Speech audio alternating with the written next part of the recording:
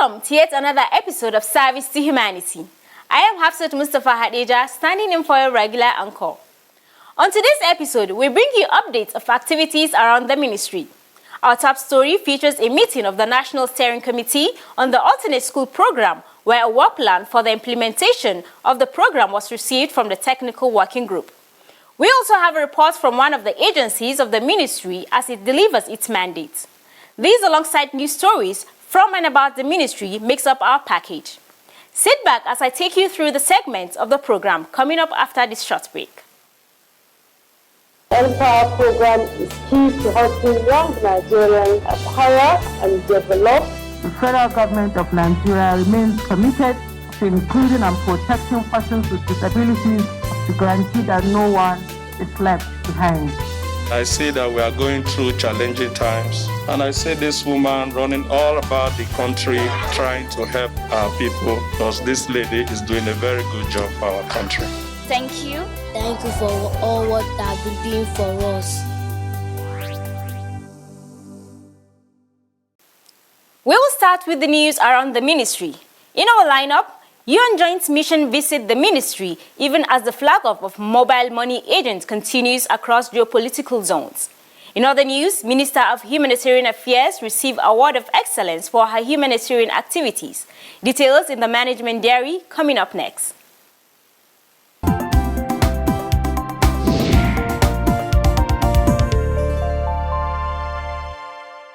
The Ministry of Humanitarian Affairs, Disaster Management and Social Development on Thursday, 28th of October 2021, received the members of the UN Joint Mission.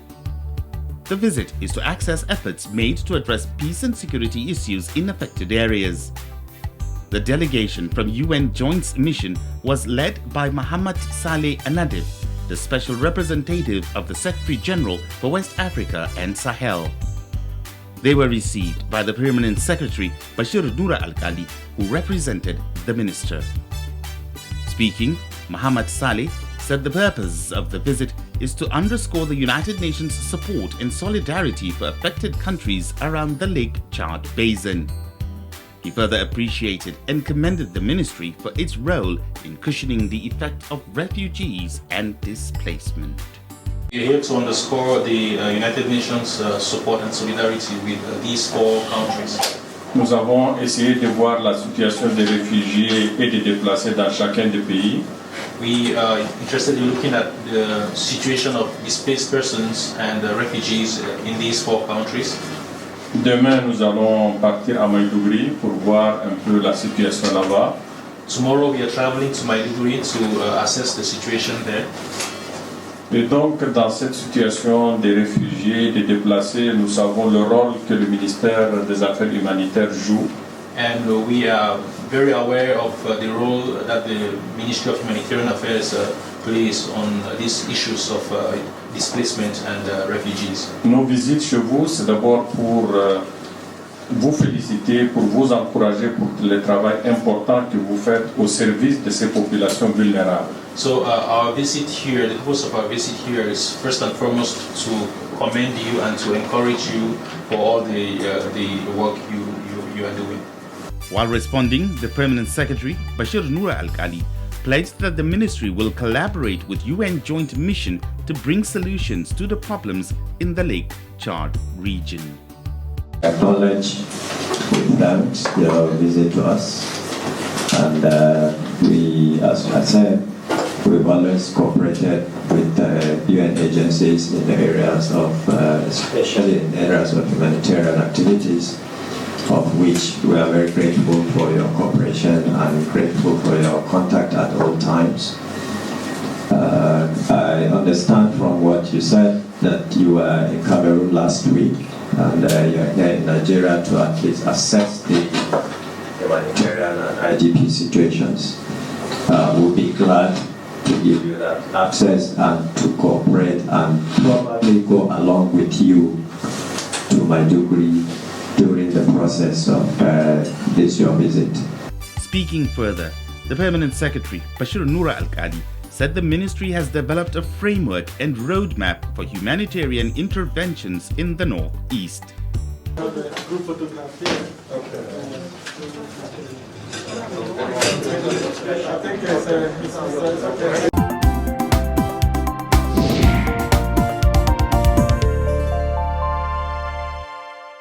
The Ministry of Humanitarian Affairs, Disaster Management and Social Development has flagged off the training of 350 youths under the Life Skills Entrepreneurship Development component of the National Social Investment Programs. The event, which took place on Monday, 25th of October 2021, is designed to address youth restiveness, generate gainful employment, and create wealth nationwide.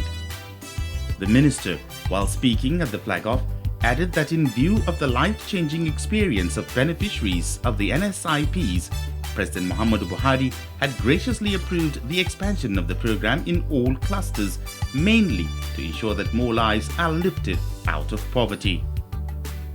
The Kano State Governor was represented at the occasion by the State Commissioner of Education, Mohammed Kiru, called on beneficiaries to make judicious use of the opportunity, promising the ministry that Kano State will provide monitoring and supervision for all NSIP programs to ensure they achieve their objectives.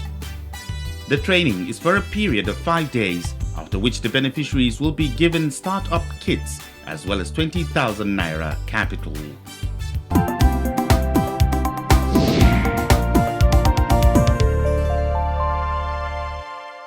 The Minister of Humanitarian Affairs, Disaster Management and Social Development, Sadia Umar Farouk, was on Monday, the 25th of October 2021, honored with an Award of Merit in Humanitarian Work by the Yusuf Maitama Sule University.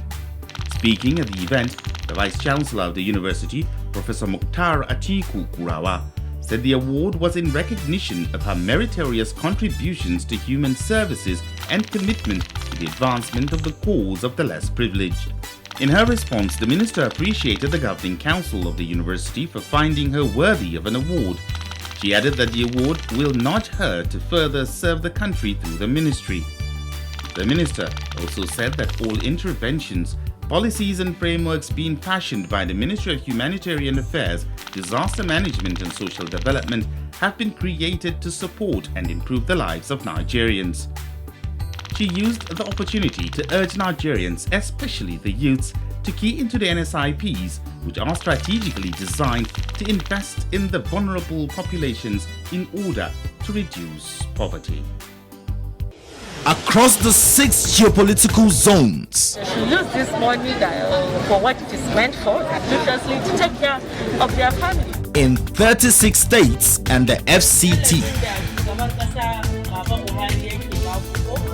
Over 6.4 million of Nigerians poorest of the poor in about 1.3 million households receive conditional cash transfers of 5,000 Naira monthly under the Household Upliftment Program of the federal government. Their joy knows no bound.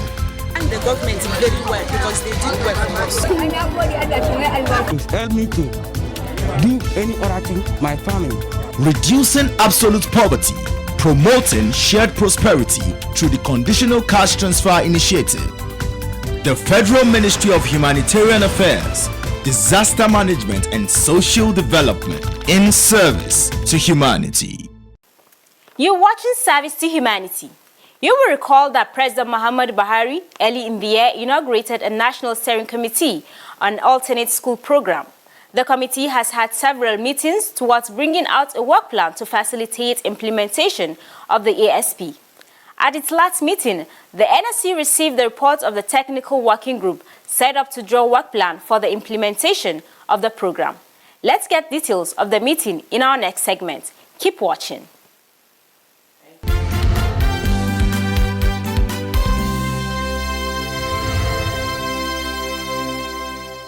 The objectives of the ASP. The Alternate School Program is designed to, among other things, equip children with requisite skills to contribute to the economy. During the third meeting of the 33-man steering committee, co-chaired by the Minister of Humanitarian Affairs, it inaugurated a technical working group with a mandate to develop a strategic framework for the implementation of the ASP across the country, design a comprehensive stakeholder mapping strategy to identify and ensure effective engagement for successful delivery of the program nationwide, design the consultative and planning process for effective take-off of the ASP initiative, prepare a statement of work for consideration and approval by the ASP National Steering Committee, and ensure the effective and timely implementation of all approved fieldwork on the ASP. On the 26th October 2021, the National Steering Committee met again to adopt and consider the report of the TWG and work plan for the alternate school program. Our prayers literally is for the committee to consider this presentation, particularly the activities phase 1, phase 2, phase 3 as timeline, so that the TWG, which represents the committee, can proceed for implementation. Thank you very much. Considering the TWG presentation, the Minister Sadia Umar Farouk, while speaking, appreciated both the members of the National Steering Committee and the Technical Working Group for a job well done. She said the report will help reduce the number of out-of-school children in the country while tackling the problem of illiteracy. The size and rising numbers in Nigeria and the objectives of the ASP has determined that traditional approaches to educational programs are challenged. From the report being submitted, I want to categorically appreciate the Technical Working Group team for a job well done up to this point, and we look forward to considering their output as a team for implementation. I must also thank members of the NSC for their continued patience and spirit of collaborative partnership that has encouraged dialogue and sharing of ideas. The Minister added that the provision of operational modalities in the report is the first step towards the execution of the alternate school program. She urged members of the NSC and TWG to sustain the support which will help actualize President Muhammadu Buhari's vision of eliminating the problem of out-of-school children. And in considering the TWG presentation, I ask that we provide constructive comments to ensure the optimum implementation of the program across the nation. Today is the first step of many towards the execution of the program, and I remain grateful to all members of the NSC and the TWG for their support in bringing us this far.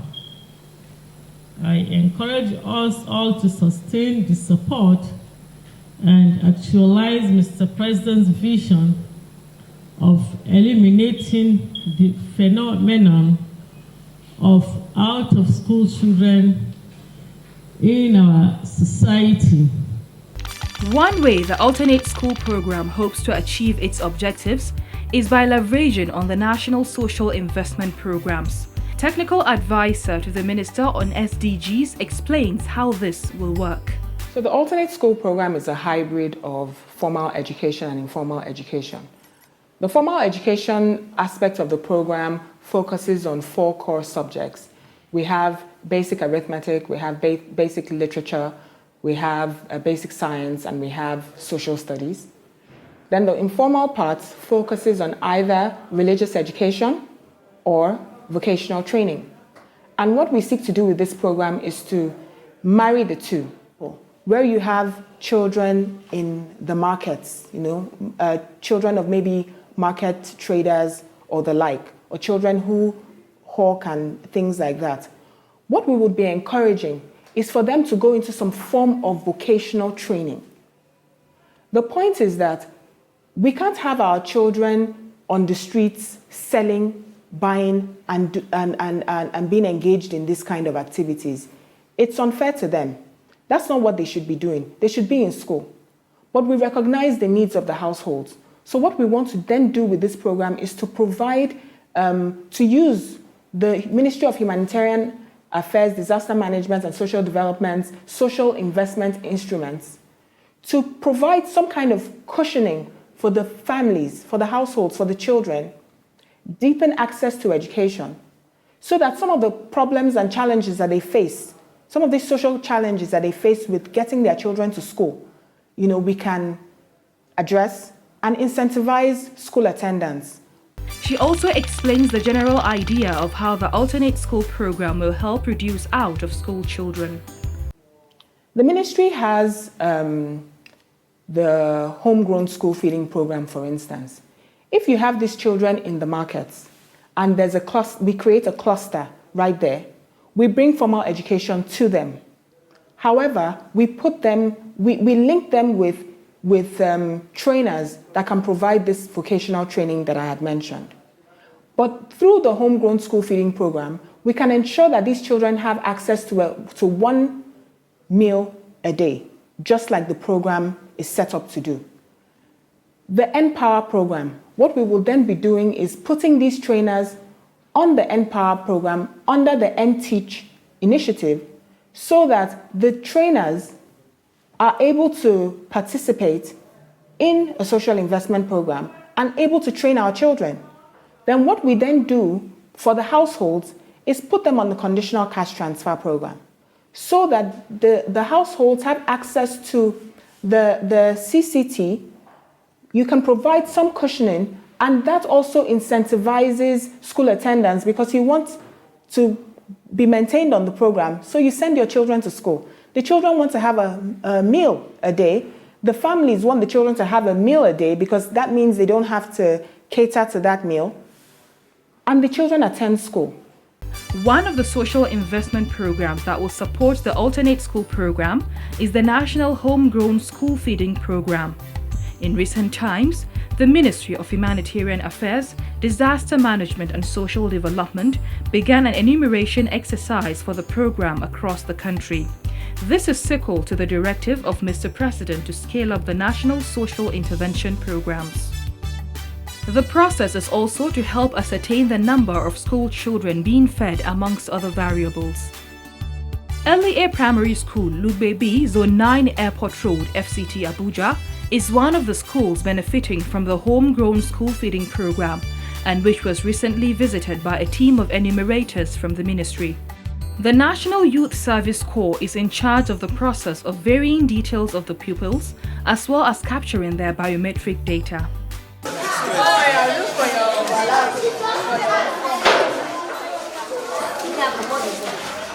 Yahuza Sulerabo, a corps member involved in the exercise, speaks on the process of the enumeration. What we did here, we are being assigned to various LEA within the AMAC. Then we go to various LEA, then we contact the head teachers where there is form for head teacher, school rep, school info, SBM form, cook form. Then there is a section for the pupils where we'll take their picture, take their thumbprint, and then we'll scan their form. That's what we have been doing to various schools. The assistant one of the school appreciated the ministry and president for the homegrown school feeding program as well as for the enumeration program. The exercise is going on smoothly. You can even see the excitement in the air. You can see the children, they are so happy. They are happy about the exercise. The people that are doing it, in fact, they are really trying. Yes, they are happy about it. Yes, they have been able to capture. In fact, many of them have been captured. And we pray that even by Monday, more children will still come. You know, today is Friday. You know, children, some of them are always absent. But by Monday, we'll be able to capture more children. But so far, the population for today is marvelous. No challenges. We are grateful. And we want people to also extend it to primary 4 because they say 1, 2, 3 now. But we also want you to extend it to primary 4 so that the children, they will be so happy about it. God bless you. God bless our president. God bless the humanitarian minister. She's a mother indeed. She cares for us.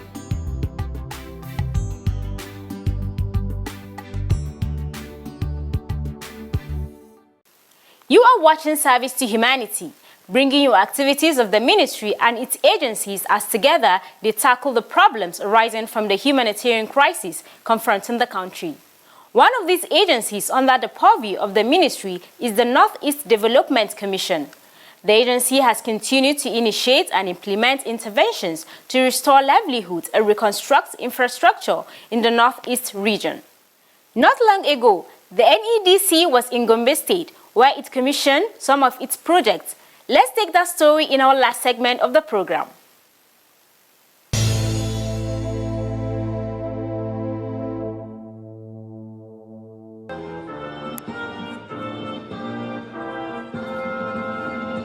The Northeast Development Commission has continued to distinguish itself through its responsibility to access, coordinate, harmonize and report on all intervention programs and initiatives by the federal government in the insurgency-ravaged region of the Northeast. Recently, the NEDC flagged off a couple of its projects in Gombe State. The events in the state include the distribution of food and non-food items. There was also the commissioning ceremony and handing over of a fully rehabilitated farm center and the graduation ceremony of Batch B graduates of the NEDC ICT training program. There was also an inspection visit to the Gombe Appa Kirfi Road as a prelude to the commencement of construction activities. Inspection of the upgraded and fully equipped molecular laboratory at the Federal Medical Center FMC Gombe. And lastly, inspection visits to other completed and ongoing projects by the Commission in Gombe State. Speaking at the formal ceremony to commission these projects, the Managing Director of NEDC, Muhammad Al-Kali, said President Buhari graciously approved this project in the state to better the livelihoods of people. As part of the execution of the SIB, it was resolved that the NEDC should undertake the construction of the first 1,000 houses.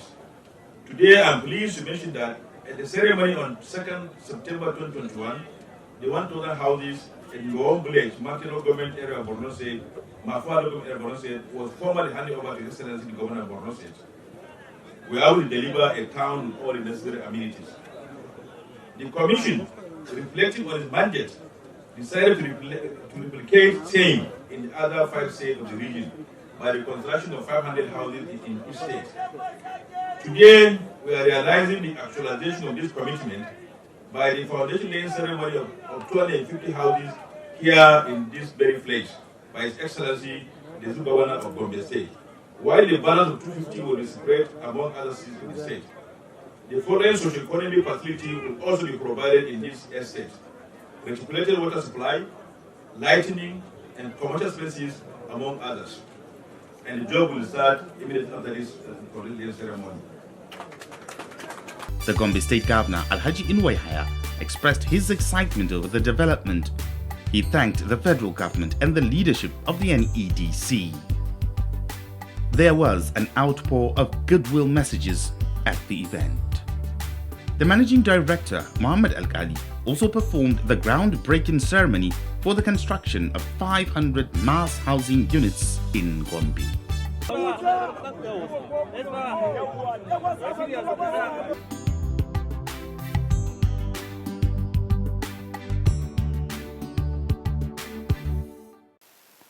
On this note, we end this episode of Service to Humanity, and we're referring to the award to the Minister by the Yusuf Maitama University for her contribution and tireless effort in coordinating the response to humanitarian problems. We at New Age Network would like to offer our congratulations. It is an honor well deserved. Do join us again same time next week for another interesting episode of the program. Don't forget to watch us on our social media handles, even as send us messages, observations, and comments. Thank you for staying tuned and see you next week.